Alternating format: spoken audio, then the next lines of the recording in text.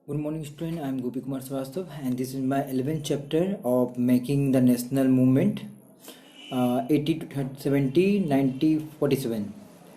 सो हम लोग यहाँ पे डिस्कस करेंगे the making of national movement, किस प्रकार से नेशनल मूवमेंट को मेकिंग किया गया, किस तरह से बनाया गया था. So first we have to understand in the previous chapter we have already have study about the British conquest of the territory and the takeover of the kingdom. पिछले क्लास में हमने ये देखा था, या पिछले चैप्टर में हमने ये देखा था कि जो ब्रिटिश के कॉन्क्विस्ट जो थे, ब्रिटिश ने किन किन टेरिटरी को जीता था, किन किन किंगडम को पे वो टेक ओवर किए थे. इस बात को हम लोग पढ़ चुके हैं, डिस्कस कर चुके हैं. फिर introduction of new law and administration के बारे में भी हम लोग डिस्कस कर चुके हैं. Change in the life of peasant and the tribal, ये भी डिस्कस कर चुके हैं किस प्रकार से किसानों का जो जीवन था वो बदला था, या जो आदिवासियों था उसका जो जीवन था वो किस प्रकार से बदलाव हुआ था. फिर है educational changes in the 19 of women, कि फिर धीरे धीरे जो वोमेन का जो शिक्षा था वो किस प्रकार से बदला. Challenges of to the caste system में क्या क्या चैलेंजेज आया. सोशल एंड रिलीजियस रिफॉर्म, किस तरह से समाज और धार्मिक से रिलेटेड सुधार हुआ. The revolt of 1857 and its effect after myth, मतलब उसका परिणाम क्या हुआ था जो रिवोल्ट हुआ था 1857 में. The decline of the craft and the growth of industry, इन सभी टॉपिक के बारे में हमने प्रीवियस जो चैप्टर है, बहुत सारे जो हमारे चैप्टर था उन सभी में इन सभी बातों पे हम लोग डिस्कस कर चुके हैं, जान चुके हैं.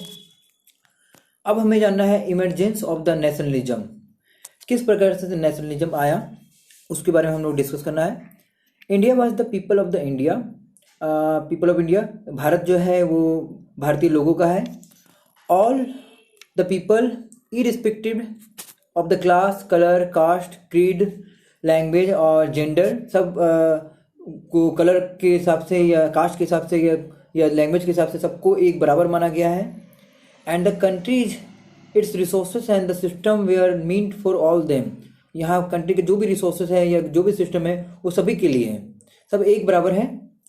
The awareness that the British were exercising the control over the resources of India and the lives of the people and the until this control was indeed could not be for the Indian. यहाँ कहा गया कि जो awareness था, जो जागरूकता था, that the British were exercising control over the resources, ये हमें पता चला कि ब्रिटिश ने हमारे देश में क्या किया, सिर्फ एक्सरसाइज किया, हमारा जो रिसोर्स है उस पर सिर्फ कब्जा किया, हमारे लोग पे सिस्टम लगाया. इस तरह से हमारे ब्रिटिश ने क्या किया, पूरी तरह से भारत के लोगों को, भारत के रिसोर्सेज पे कंट्रोल रखा. द कॉन्सेंसस, जो परिणाम थे, to be clearly state by the political association form after the 1850, specially though came into the being in the 1870 and 1880. मतलब यहाँ पे दिखाया गया जो परिणाम थे, जो बहुत सारे पॉलिटिकल एसोसिएशन आया था 1850 में, उसके बाद से जो 1850, 1870, 1880 बहुत सारे पॉलिटिकल चेंजेज आया या एसोसिएशन आया, बहुत सारे संस्थाएं आए ब्रिटिश के समय में. The more important ones were the Poona Sarvajanik Sabha, the Indian association, the Madras महाराज Sabha, the Bombay presidency association of the course, the Indian national Congress. तो इस तरह से बहुत सारा समाज आया है, बहुत सारा सभा आया है जो ब्रिटिश के खिलाफ थे, और ये बिल्कुल मतलब कि नया मुहिम था ताकि ब्रिटिश को देश से भगाया जा सके. ठीक है, इंडियन नेशनल कांग्रेस आया. The literal meaning of the sarvajanik is of the for all the people, sarvajanik का मतलब होता है सभी लोगों के लिए सभा है, कोई भी यहाँ आ सकता है. तो सभा का मतलब यहाँ पे सर्वा का मतलब होता है ऑल, और जनी का मतलब होता है द पीपल, जन मतलब पीपल भी होता है, तो इसको मीनिंग को भी मैंने इसको और डिटेल में बताया है. All this association work with the idea that the people should a sovereign and the modern confidence and the key feature of the nationalism. इन सभी एसोसिएशन का एक ही काम था कि सबको शिक्षित करना है, परिणाम करना है, सबको प्रभुत्व बनाना है, लोगों को जागरूक करना है. इन सभी एसोसिएशन का यही काम था. The dissatisfaction with the British rule intensified in the 1870 और 1880. जो dissatisfaction था लोगों का ब्रिटिश को लेकर, वो दिखाया गया है 1870 1880 में. The Arm Act was passed in 1878 disallowing Indian from the processing arm. मतलब आर्म्स एक्ट के अनुसार ये जो आर्म्स एक्ट हमारा जो आया था 78 में, उस एक्ट के अनुसार भारतीय लोगों को अपना आर्म रखने का, मतलब अपने फौज रखने का या सैनिक रखने का अधिकार नहीं था।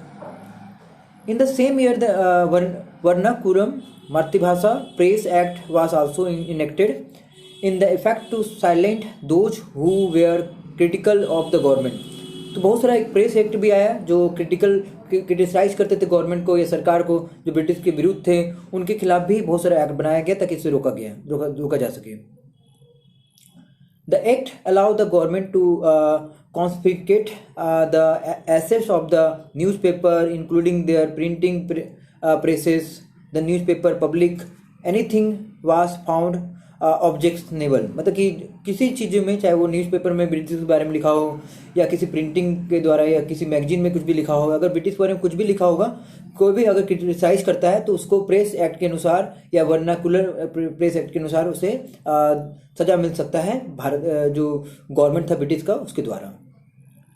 In 1883, there were furors over the attempt by the government to introduce the Aybert Bill। Second bill, जैसे आइबर्ट बिल कह सकते हैं, इसको बिल लाने के लिए एफर्ट लगाया गया था, अटेम्प्ट किया गया था। The bill provided for the trial of the British European person by the Indian and the south equality between the British and the Indian जजेज इन द कंट्री। मतलब बिल जो है वो एक ट्रायल था ब्रिटिश का European person by the Indian की तरफ से या इंडियन के लिए, ठीक है। But when the white opposition British force the government to withdraw the bill, Indian wear इनग्रेड। गुस्सा हो गए लोगों को लगा कि नहीं, जो बिल है वो उनके लिए था पर अब उनके लिए है नहीं, अब ब्रिटिश के खिलाफ जा रहे हैं, ठीक है। तो इस प्रकार से वहाँ पे लोग भी गुस्सा हो गए। The Indian national Congress was established when 72 delegate from all over the country met Bombay in the December 1885। तो यहाँ पे दिखाया गया इंडियन नेशनल जो कांग्रेस है वो एस्टेब्लिश हुआ था 72 डेलीगेट के साथ, और ये आपका मुंबई में दिसंबर 1885 में हुआ था।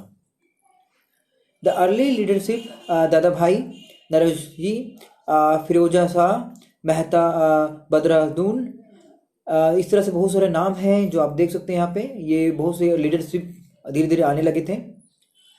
नौरोजी बिजनेसमैन थे और एक पब्लिसिस्ट थे, सेटल इन द लंदन में वो सेटल थे।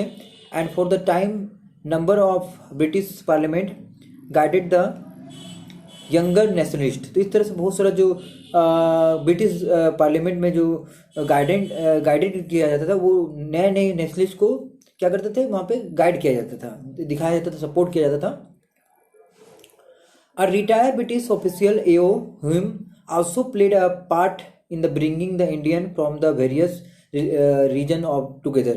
जो एक रिटायर्ड ब्रिटिश ऑफिसर जो थे ए हुए, उन्होंने भी एक बहुत अच्छा इंपॉर्टेंट पार्ट निभाया इंडियन को धर्म को एक करने में। मतलब धर्म को, जो अलग अलग धर्म थे, जो कास्ट सिस्टम था, उनको एक करने में उन्होंने भी बहुत सारा मुहिम निकाला, बहुत सारा कोशिश किया, ठीक है। तो in the next video we discuss about the nation in the making।